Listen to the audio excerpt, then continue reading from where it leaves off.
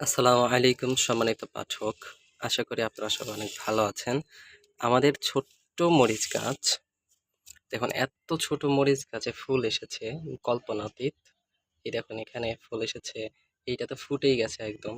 তারপর হচ্ছে এখানেও ফুল এসেছে। মানে এত ছোট গাছে যে ফুল আসবে আমি কখনো ভাবি নাই আরকি। তো আরেকটা গাছ আপনাদের দেখাই। যেটা হচ্ছে মানে আমি এমনি দেখাচ্ছি।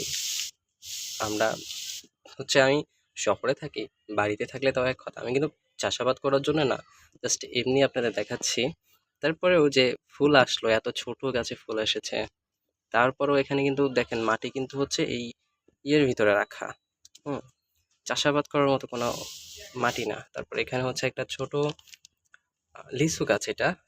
যখন লিচুর এই কিছুদিন আগে তো লিচুর মৌসুম ছিল, এখনো আছে হয়তো। তো লিচু খাওয়ার পরে এই টবটাতে হচ্ছে একটা তার বীজ রেখেছিলাম।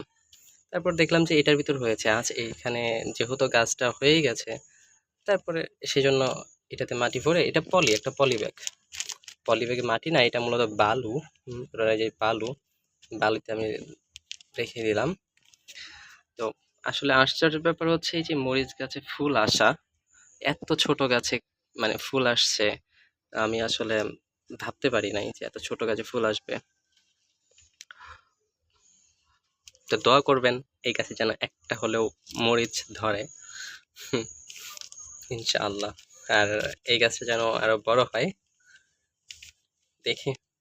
তারপরেও আপনাদের দেখালাম যে মানে আসলে আল্লাহ তাআলার কি মানে বরকত, যে এখানে এত ছোট গাছে ফুল আসছে। দেখা যায় যে ভালো ভালো মাটিতে, উর্বর মাটিতে ফুল আসে না, কিন্তু এখানে কিন্তু উর্বর মাটি না। আমি আপনাকে যদি দেখাই, এই যে এটা টবে, আর এইটার মাটি কিন্তু ঢাকার মাটি, বালি মাটি। এটা বালি, এই যে আমি যদি আপনাকে এখানে আরো স্পষ্টভাবে দেখাই, দেখেন বালি মাটি, এটার ভিতরে আরো কি কি আছে। যে এখানে ফুল আসবে এটা তো আমি কখনো কল্পনাও করতে পারি নাই। আলহামদুলিল্লাহ।